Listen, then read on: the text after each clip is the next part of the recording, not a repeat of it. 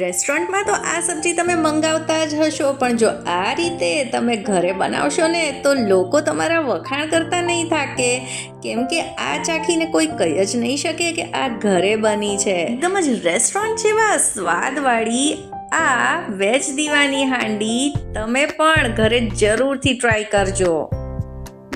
જય શ્રી કૃષ્ણ મિત્રો, તમારું ખૂબ ખૂબ સ્વાગત છે ચાર્મીસ ગુજરાતી રસોઈમાં. તો ચલો રેસ્ટોરન્ટનો સ્વાદ લઈ આવીએ આજે આપણા કિચનમાં અને બનાવી લઈએ આ વેજ દીવાની હાંડી. તેના માટે આપણે થોડીક પૂર્વ તૈયારીઓ કરવી પડશે, તો તે કરી લઈએ.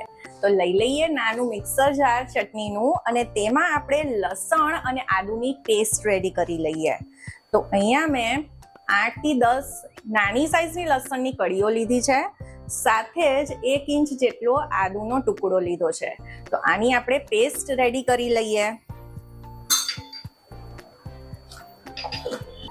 હવે આ આદુ ને લસણની તો પેસ્ટ તૈયાર છે. જો તમારી પાસે રેડીમેડ પેસ્ટ હોય તો તે પણ વાપરી શકો છો, અને આમાં લીલા મરચાં એડ કરવા હોય ને તો તે પણ કરી શકો છો. મેં નથી કર્યા. હવે બીજી તૈયારી એ કરવાની કે 8 થી 10 જેટલા કાજુ લઈ લેવાના અને તેને આપણે ગરમ પાણીમાં પલાળી દેવાના છે 15 મિનિટ માટે. તો આ મેં ગરમ પાણી કર્યું છે. તો આને આપણે પલાળીને અત્યારે એક બાજુ મૂકી દઈએ.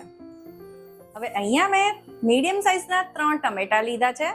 આની આપણે પ્યોરે બનાવી દેવાની છે મિક્સર જારમાં. તો આપણે જે ટમેટા લીધેલા તેમાંથી આ એક મોટું બોલ ભરીને આની પ્યોરે તૈયાર થઈ છે.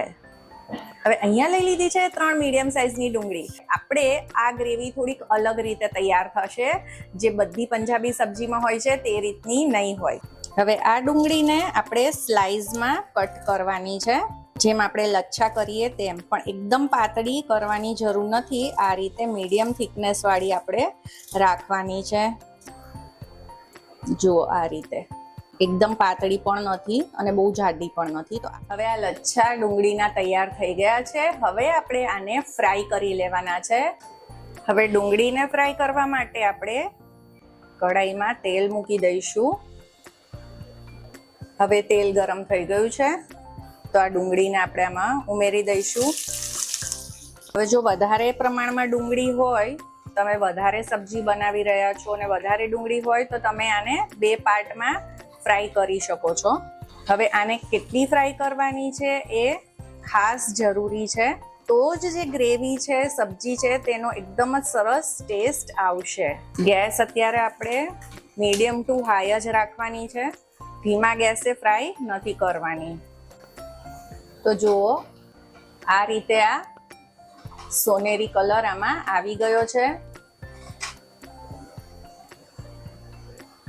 તો આ પરફેક્ટ ફ્રાય થઈ ગઈ છે. હવે આપણે ગેસને બંધ કરી દઈશું અને આને કાઢી લઈશું. આમાંથી આ બધું તેલ આપણે નિતારીને કાઢવાની છે. એટલે આ રીતે કોઈ જારો લઈ લઈશું અને તેમાં આને એડ કરી દઈશું. તો આ રીતે આપણે જારામાં બધી ડુંગળીને કાઢી લઈશું અને બીજા ચમચાની મદદથી આ રીતે એને ઉપરથી પ્રેસ કરીશું, તો જે એક્સ્ટ્રા તેલ છે એ બધું નીકળી જશે. તો જુઓ આને હવે પ્લેટમાં કાઢી લીધી છે. હવે વેજ દીવાની હાંડી છે એટલે તેમાં અલગ અલગ પ્રકારના વેજીટેબલ્સ તો હોય જ. તો શાકભાજી તમે તમારી મનપસંદના એડ કરી શકો છો. અહીંયા મેં 1 કપ ફ્લાવર લઈ લીધું છે. આ ફ્રોઝન વટાણા છે અડધો કપ ફણસી છે, અડધા કપ જેટલું ગાજર છે અને પોણા કપ જેટલું કેપ્સિકમ છે. તો આ બધાને આ રીતે મોટા પીસમાં કટ કરવાનું છે. હવે આ શાકભાજીને પણ આપણે ફ્રાય કરવાના છે. તો સૌથી પહેલા અહીંયા ગાજર એડ કરી દઈશ. હવે આમાં બધા શાકભાજી નથી ઉમેરવાના. હવે ફણસી છે, ગાજર છે, ફ્લાવર છે, એ બધા થોડા કડક હોય છે, એટલે તેને ફ્રાય કરવા જરૂરી છે. હવે વટાણા ફ્રોઝન અહીંયા વાપરેલા છે, એટલે તેને પણ આપણે ફ્રાય નહીં કરીએ. અત્યારે હું ફ્લાવર નથી એડ કરતી, કેમ કે આ જલ્દીથી ફ્રાય થઈ જશે, ફ્લાવરને વાર લાગશે. અને જો તમારે આ રીતે તેલમાં ફ્રાય ન કરવા હોય ને શાકભાજી, તો તમે તેને આખા પાખા થોડાક બાફી શકો છો. 80% બફાય તેટલા તમે આ બધાને બાફી લો અને પછી ઉપયોગમાં કરો, તો પછી આ સ્ટેપ નહીં કરવાનો. તો લગભગ 2 મિનિટ જેવું થઈ ગયું છે. તો આપણે ગાજર અને ફણસીને ચેક કરી લઈએ. તો આ રીતે કટ થઈ જાય છે ગાજર.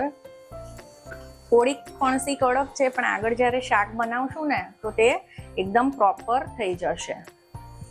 તો આપણે આને કાઢી લઈએ.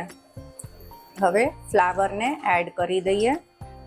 ફ્લાવર જ્યારે આવી રીતે ફ્રાય થાય છે ને તો એનો ટેસ્ટ શાકમાં બહુ જ સરસ આવે છે. તો જુઓ, ફ્લાવર પણ બફાઈ ગયું છે. તો હવે આપણે આને કાઢી લઈએ. આ જે કેપ્સિકમ છે તેને આપણે બસ 1 જ મિનિટ માટે આખા પાખા આમાં સાતળી લઈએ, એટલે ખાલી તેની કચાશ જતી રહે. આને વધારે નથી તળવાના, ફ્રાય નથી કરવાના, નહીંતર એકદમ જ સોફ્ટ થઈ જશે. બસ હવે ગેસને બંધ કરી દઈએ અને આને કાઢી લઈએ. આટલી જ વાર આપણે તેને ફ્રાય કરીશું. તો આ રીતે આપણે બધા જ શાકભાજીને ફ્રાય કરી લીધા છે. હવે આ જે ડુંગળી ફ્રાય કરી હતી તે એકદમ ઠંડી થઈ ગઈ છે. તો હવે આને પણ આપણે મિક્સર જારમાં ટ્રાન્સફર કરી લઈએ. આની સાથે જ જે આ કાજુ આપણે પલાળીને રાખેલા તેને ઉમેરી દઈશું. તો સૌથી પહેલા આપણે પાણી ઉમેર્યા વગર જ આને પીસી લઈશું અને પછી જરૂર લાગે તો થોડું પાણી ઉમેરશું. તો આમાં પાણી થોડું નાખવું પડશે. તો આ પેસ્ટ તૈયાર છે. હવે કોઈ પણ પંજાબી સબ્જી ખડા મસાલા વગર તો અધૂરી જ છે. એનો જે ઓથેન્ટિક ટેસ્ટ છે એ આવે જ નહીં. તો આમાં જે હું ખડા મસાલા ઉપયોગ કરું છું તેમાંથી તમારા ઘરે જે પણ અવેલેબલ હોય ને તે તમે એડ કરી શકો છો. પણ આ બધા હશે ને તો સ્વાદ ખૂબ જ સરસ આવશે. આ જે તેલ છે જેમાં ડુંગળી ફ્રાય કરેલી અને વેજીટેબલ્સ આપણે ફ્રાય કરેલા, તે તેલ જ આપણે અહીંયા વઘાર માટે મૂકી દઈશું. હું આમાંથી થોડુંક કાઢી નાખું છું. તો લગભગ 2 મોટા ચમચા જેટલું તેલ આપણે આમાં રાખીશું. હવે આમાં ઉમેરી દઈશું 1 ચમચી જીરું. આ શાહ જીરું છે, એનો ટેસ્ટ આમાં સબ્જીમાં સરસ આવે છે. આ ન હોય તો તમે સાદું જીરું પણ ઉમેરી શકો છો. હવે અહીંયા 2 તમાલપત્ર નાના લીધા છે, 1 તજનો ટુકડો, 1 ચક્રફૂલ છે એટલે કે બાદિયા, 1 મોટી ઇલાયચી છે, તેને આપણે ખોલીને એડ કરીશું. ઇલાયચી છે, આને પણ આપણે થોડીક આવી રીતના હાથેથી ખોલી લઈશું, પછી ઉમેરીશું. ને 4 લવિંગ છે. આપણે ઇલાયચીને થોડીક ખોલી નાખી છે એટલે તેનો ટેસ્ટ સબ્જીમાં સરસ રીતે આવે. હવે આ બધી જ વસ્તુને સાતળવા દઈશું. વઘાર સરસ રીતે આવી ગયો છે. તો આમાં આપણે ઉમેરી દઈશું આ આદુ અને લસણની પેસ્ટ. ફ્લેમને લો કરી દઈશું. બસ 1 મિનિટ સુધી સાતળવાની છે. જે ટોમેટોની આપણે પ્યોરી બનાવેલી તે એડ કરી દઈશું. સાથે જ અત્યારે આમાં મીઠું પણ ઉમેરી દઈશું. તો અહીંયા અડધી ચમચી હળદર પાવડર ઉમેરીશું, 1 ચમચી ધાણા જીરું પાવડર, 2 ચમચી કાશ્મીરી લાલ મરચું છે. જો તમે રેગ્યુલર મરચું ખાતા હો તો તમે ઓછું ઉમેરી શકો છો. સાથે જ થોડોક ગરમ મસાલો ઉમેરીશું. કિચન કિંગ મસાલો હોય તો તે પણ એડ કરી શકો છો. હવે આ બધી જ વસ્તુને મિક્સ કરીશું. અત્યારે આમાં ટમેટા છે, એના ભાગનું પાણી પણ છે, એટલે મસાલા બળશે નહીં. હવે આને લગભગ 1.5 મિનિટ માટે કૂક કરી લઈએ. હવે 2 મિનિટ જેવું થઈ ગયું છે અને તમે જોઈ શકો છો કે સાઈડમાંથી તેલ છૂટું પડ્યું છે ગ્રેવીમાં. હવે આ કાજુ ડુંગળીની પેસ્ટ છે તે એડ કરી દઈશું. આ પેસ્ટને આપણે લગભગ બીજી 2 મિનિટ જેવું કૂક કરવાનું છે. તો હવે આ પેસ્ટ પણ એકદમ સરસ રીતે કૂક થઈ ગઈ છે. તો હવે આમાં આપણે એડ કરી દઈએ આપણા બધા શાકભાજી.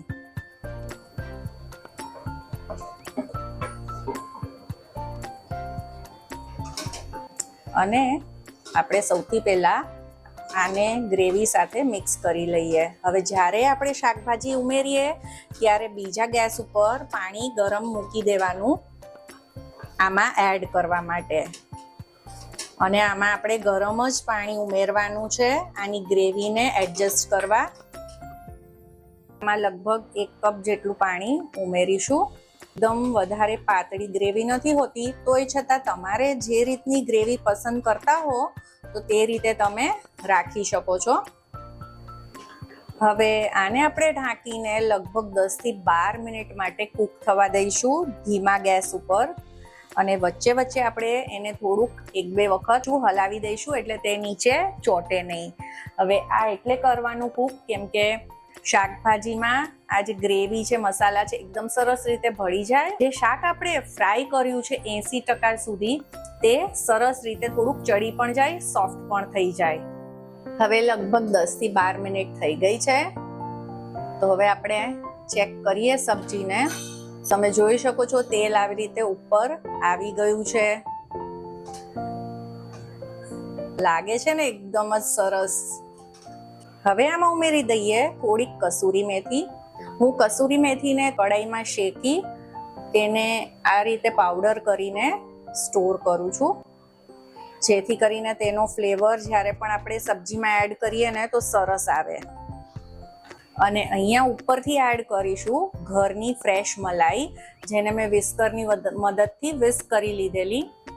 આની જગ્યાએ તમે ફ્રેશ ક્રીમ પણ એડ કરી શકો છો અને આમાંથી કંઈ પણ ન હોય તો તેના વગર પણ તૈયાર કરી શકો છો. હવે થોડીક હું આ ક્રીમ રાખીશ ઉપર ગાર્નિશિંગ માટે અને બધી જ વસ્તુને મિક્સ કરી દઈશું. બસ હવે આપણે ગેસને બંધ કરી દઈશું. ઉપરથી થોડી કોથમીર સમારીને એડ કરી દઈશું.